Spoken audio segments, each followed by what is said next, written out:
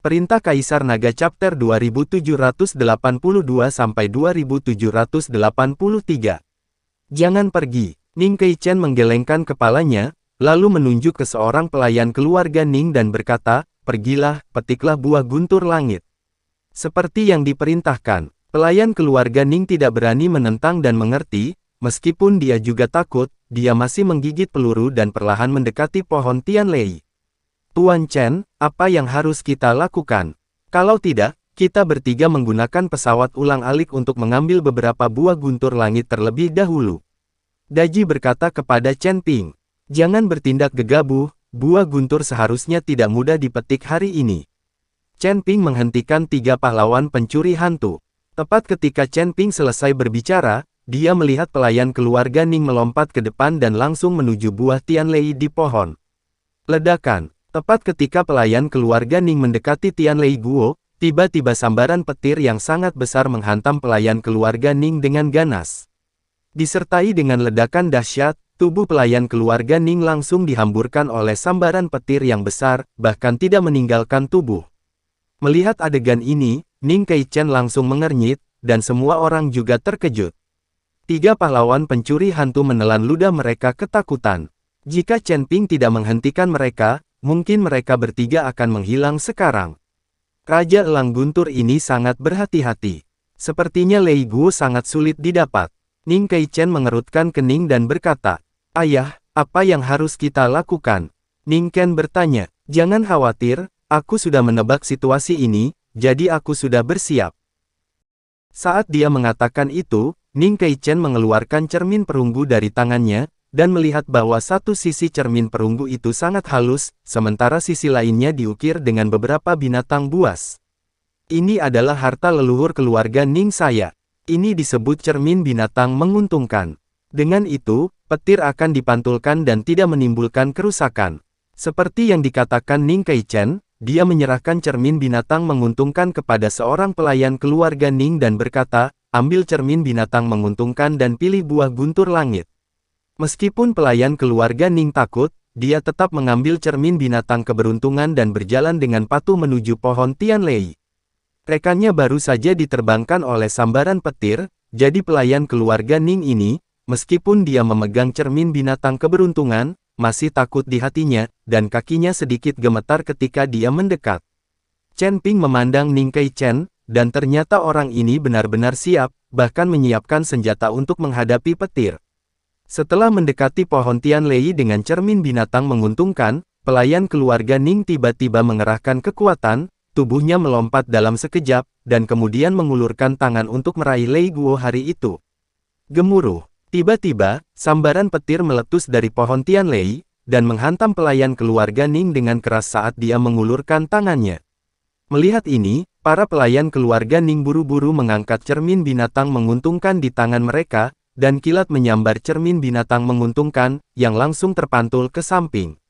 Petir dipantulkan, dan kekuatan besar menghantam gua, menyebabkan gelombang goncangan di dalam gua, dan bebatuan berjatuhan satu demi satu. Melihat efek dari cermin Ruishou, Ning Keichen sangat senang, dan memerintahkan dengan keras, "Cepat, guntur dan kilat tidak dapat menyakitimu lagi, cepatlah dan petik buah guntur." Melihat ini, pelayan keluarga Ning juga sangat senang di hatinya, dan mengulurkan tangannya untuk meraih Tianlei Guo. Tapi saat dia hendak menangkap buah guntur langit, embusan angin tiba-tiba meledakkan pelayan keluarga Ning itu dalam sekejap.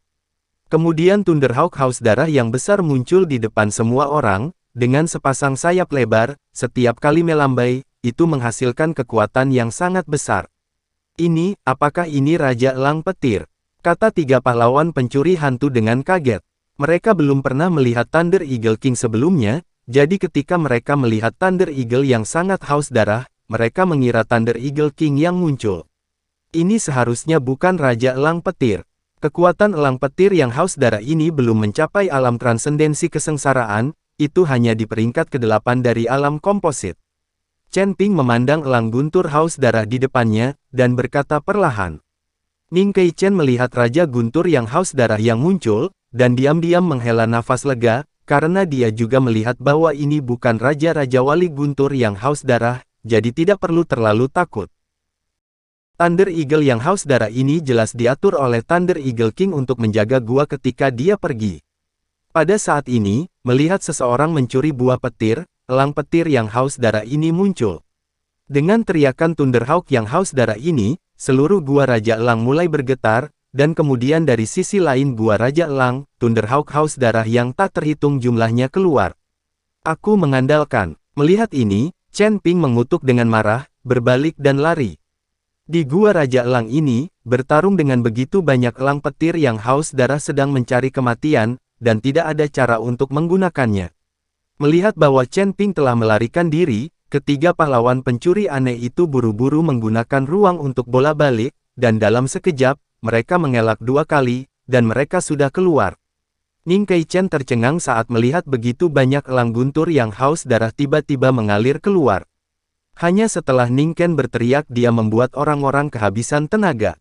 Meskipun Raja Elang Guntur tidak ada, mustahil bagi Raja Elang Guntur untuk tidak mengatur hal yang begitu penting. Gila, teriakan bergema di langit, dan kemudian napas keras meletus dari gua Raja Elang, membawa amarah yang tak ada habisnya.